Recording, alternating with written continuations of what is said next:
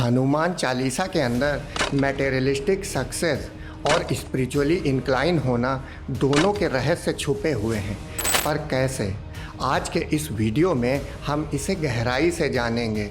सिर्फ शब्द कैसे काम करते हैं, धारणा की शक्ति और लॉ ऑफ अट्रैक्शन की पावर कैसे काम करती है, हमारी अवेयरनेस कैसे हमारे माइंड को एक सुपर पावर बना देती है, ये सब कुछ आपको इस एक वीडियो के अंदर जानने को मिलेगा। और ध्यान रखें, इस वीडियो के एंड में मैं आपको एक बहुत ज़रूरी मैसेज दूंगा, इसीलिए वीडियो की स्पीड भले ही बढ़ा लीजिए पर अंत तक ज़रूर देखिएगा। क्या कभी आपने ये महसूस किया है कि आपके प्रयास करने के बावजूद जो आप चाहते हैं उसे अचीव नहीं कर पाते हैं और आपको लगता है आपने जो भी सपने देखे हैं वो आपसे मीलों दूर हैं। आप चाहे कुछ भी कर लें वो एक ही जगह पर गोल गोल घूमने जैसा बन जाता है। हम परेशान हो जाते हैं और कोई रास्ता नहीं निकल पाता है। पर अगर हमें पता हो कि जो कुछ भी हम चाहते हैं उसे पाने का तरीका इस फ्रस्ट्रेशन से अलग हो, ये कहीं पूरी तरह से बाहर ना होकर हमारे अंदर हमारी अवेयरनेस, हमारे बोध की ताकत में समाया हो और उस ताकत के केंद्र से निकलकर ही बाहर परिधि पर हमारे वो प्रयास छिपे हों जिनमें हमारे सपनों को पूरा करने और सफलता की चाबी हो। यहाँ सफलता से मतलब सिर्फ मैटेरियलिस्टिक सक्सेस ही नहीं है, इस सफलता में स्पिरिचुअली इंक्लाइन होना भी शामिल है।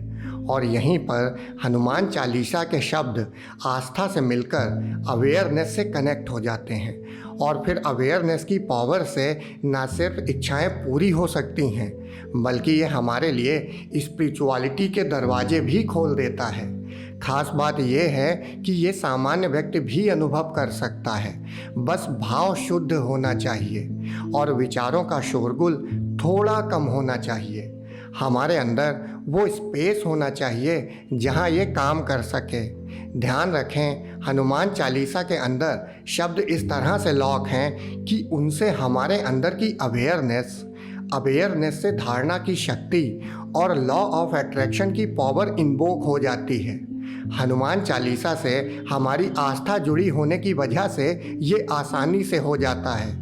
हमारे सपने और इच्छाओं के संबंध में दो बातें होती हैं। पहली कि हम सिर्फ ये चाहते हैं कि ऐसा हो जाए, हमारे सपने पूरे हो जाएं, हमारी इच्छाएं पूरी हो जाएं और ये बात दिन भर के और विचारों में घुलकर एक सामान्य सी बात बन के रह जाती है। लेकिन दूसरी बात अलग है, उसमें हम सिर्फ चाहते ही नहीं हैं, उसे महसूस करते हैं, ऐसे कि जैसे हमें पूरा विश्वास हो, संदेह की कोई गुंजाइश ना हो।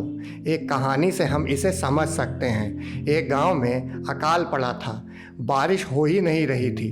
गांव वालों ने हवन करवाया। हवन हो ही रहा था कि एक 7-8 साल का बच्चा घर से छाता लेकर निकल आता है। गांव वाले कहते हैं कि अभी तो बारिश हुई ही नहीं है, तुम छाता लेकर क्यों आ गए हो? तब वो बच्चा कहता है, हवन हो रहा है, अब तो बारिश होगी ही। धारणा की शक्ति के काम करने के लिए इतना ही विश्वास चाहिए होता है और हनुमान चालीसा से ये आसानी से हो पाता है क्योंकि बहुत गहरे में हम उससे कनेक्ट हैं, हमारा विश्वास उससे जुड़ा हुआ है तो हम इसे महसूस कर पाते हैं। मैंने आपको अपने हर्मेटिसिज्म वाले वीडियो में बताया था कि ये ब्रह्मांड परमात्मा की धारणा की शक्ति से बना हुआ है और चूंकि हम परमात्मा के अंश हैं तो धारणा की ये शक्ति हमारे अंदर भी है और हम अपनी धारणा से इच्छाओं को पूरा कर सकते हैं। इसे थोड़ा और आसान तरीके से समझते हैं। मान लीजिए कि ब्रह्मांड एक टॉवर है जिससे हम सभी की अवेयरनेस कनेक्ट है, पर इस बात को ऊपर तो हम समझते हैं लेकिन अवेयरनेस के कनेक्शन को महसूस नहीं कर पाते हैं, या कह सकते हैं कि विचारों के शोरगुल की वजह से वो स्पेस नहीं हो पाता है जहां हम इस कनेक्शन को महसूस कर सकें। और यहीं पर हनुमान चालीसा से जुड़ी आस्था हमारे काम आती है। देखिए, कोई योगी बिना किसी मीडियम की मदद के भी कनेक्शन को समझता है, लेकिन सामान्य व्यक्ति के लिए उसकी आस्था ट्रिगर का काम करती है। जब हम अवेयरनेस से परिचित हो जाते हैं तब हम ये जान जाते हैं कि हमारी अवेयरनेस ब्रह्मांड से कनेक्ट है। ब्रह्मांड में कई तरह की एनर्जी है, जिनमें कुछ का हमें पता है, जैसे nuclear energy, electrical energy, radiant energy, लेकिन कुछ को विज्ञान के द्वारा अभी खोजा जाना बाकी है। यूनिवर्स में सभी तत्व एक दूसरे से एनर्जी की मदद से जुड़े हुए हैं। अवेयरनेस से हम इसे गहराई से समझ पाते हैं। इसके बाद लॉ ऑफ अट्रैक्शन और धारणा की शक्ति अपना काम करती है। लेकिन कैसे? चलो इसे भी समझते हैं। हमारे हर तरह के भाव से एक लहर निकलती है, सिर्फ बोलने, महसूस करने और सोचने से भी। वो लहर एक वाइब्रेशन पैदा करती है, जिससे एक फ्रीक्वेंसी रेजोनेट होती है। और जिस तरह के हमारे भाव, वाणी या सोच होती है, यूनिवर्स उसी तरह की वाइब्रेशन और फ्रीक्वेंसी वाली बातों, चीज़ों और लोगों को हमसे अट्रैक्ट करवा देता है। और ये सब कोई चैनलाइज नहीं करता है, ये अपने आप चलता हुआ एक प्रोसेस है। हमारी लाइफ में अगर हैप्पीनेस है या परेशानियां हैं तो उसका कारण भी यही है। हम खुद अपने जीवन को प्रभावित करते हैं। हम आज जो भी हैं उसका कारण हम खुद हैं, और हमारे खुद के भाव से इच्छाएं भी पूरी होती हैं। लेकिन ट्रिगर का काम हनुमान चालीसा से हो जाता है। तुलसीदास जी एक भक्त थे और हनुमान चालीसा बनाते समय वो इस बात को अच्छी तरह से जानते थे। हम देख सकते हैं कि शुरुआत में ही गुरु वंदना है। श्री गुरु चरण सरोज रज, निज मनु मुकुर सुधार। इसका सही अर्थ है कि गुरु ने जो हमें ज्ञान दिया है, जो विद्या हमें बताई है, उससे हम अपने दर्पण रूपी मन को साफ करें। जैसे शीशे में वही रिफ्लेक्ट होता है जो हम उसे दिखाते हैं, वैसे ही हमारा मन भी है, और इस पर माया की परत चढ़ी हुई है, जिसे गुरु से जानी हुई विद्या से साफ किया जा सकता है।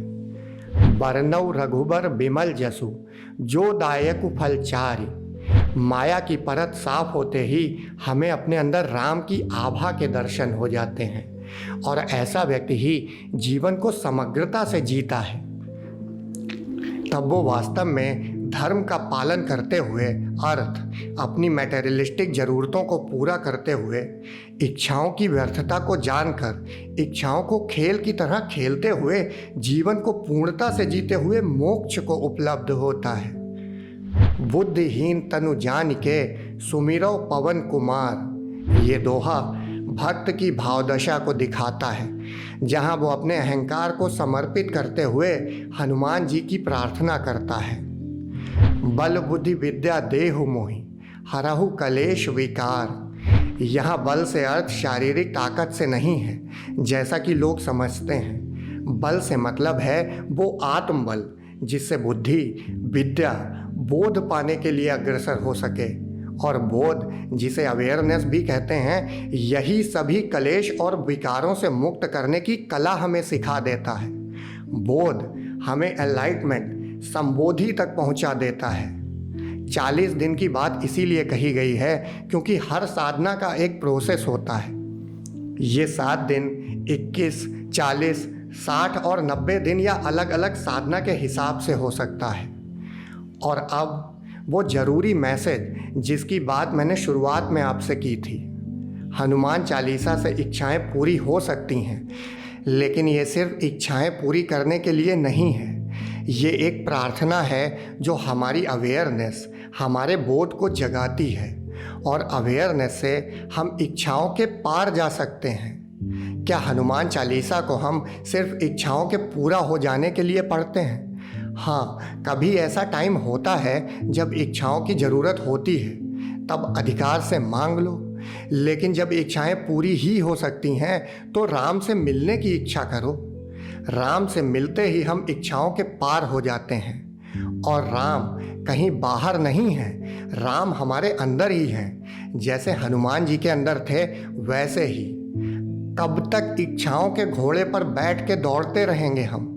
ध्यान से देखो, ये हमें गोल गोल ही घुमा रहा है।